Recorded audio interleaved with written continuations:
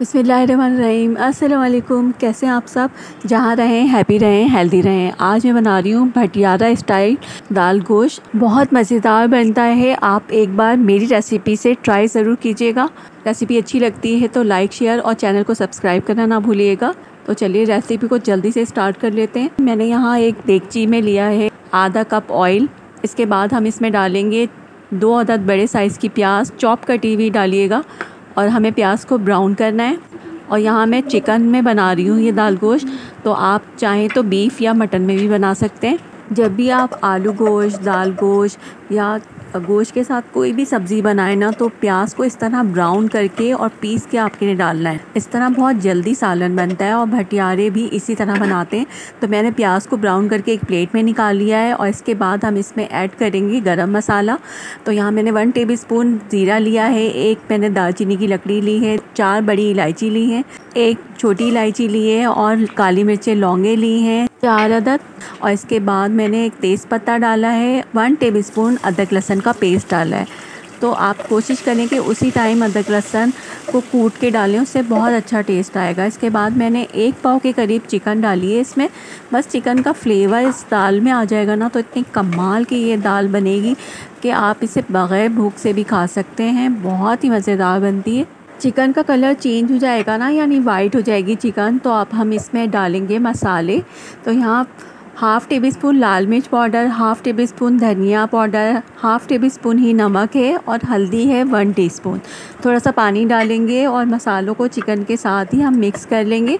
अब इसमें पानी है चूँकि, तो मैं लो फ्लेम पर इसे रख दूँगी ढककर। और दूसरी तरफ मैं यहाँ पर ये मसाले पीसने जा रही हूँ। प्याज है इसमें और एक बड़े साइज़ का टमाटर है और 3 हरी मिर्चें हैं।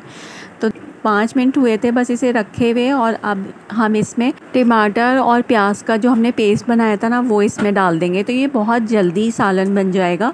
और अगर हम ऐसे ही टमाटर डालते तो वो फिर घुटने में उसको देर लगती है, वरना इस तरह हम पीस के डालेंगे ना, टेस्ट भी बहुत अच्छा आएगा और प्याज और टमाटर नज़र भी नहीं आएंगे। अब इसे मीडियम फ्लेम पर भुनने के लिए रख देंगे। और दूसरी तरफ ये मैंने 1 कप चने की दाल को भिगोकर और बॉईल होने के लिए रख दिया था।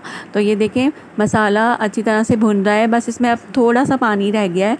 चिकन भी गल गई है। तो ये देखें दाल बिल्कुल गल जाए ना, तब आपने डालनी है। ये चने की दाल बिल्कुल गली हुई है और इसके पानी के साथ ही हम इसे डाल देंगे।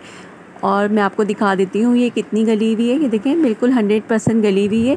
और जब हम इसमें डालकर इसे मिक्स करेंगे ना, तो ये देखें इस तरह का इसका टेक्सचर आएगा और बहुत ही मज़ेदार लगेगी देखने में। अभी इसमें ऑयल आपको ऊपर नज़र नहीं आ रहा है। अब यहाँ पे गैस का टाइम हो गया था जाने का, तो मैंने दूसरे चूल्हे पर इसे रख दिया था।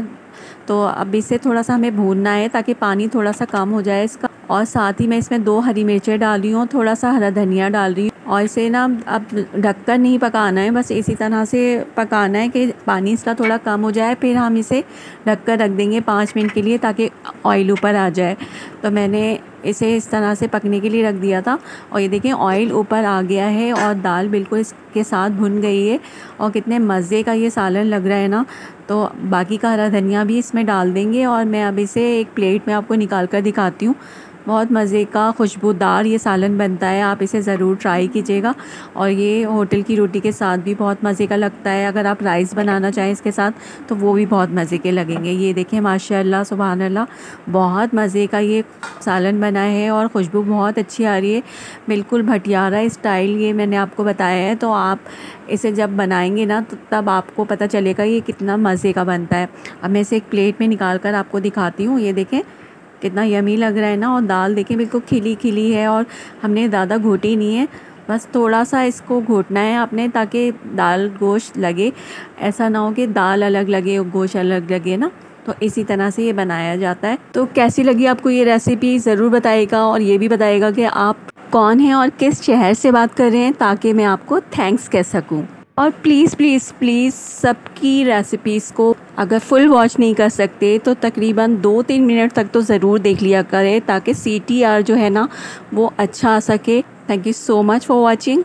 ओके वीवर्स, रखिएगा अपना बहुत सारा ख्याल। फिर मिलते हैं इंशाल्लाह एक और रेसिपी के साथ। तब तक के लिए अल्लाह हाफिज़, टेक केयर, बाय।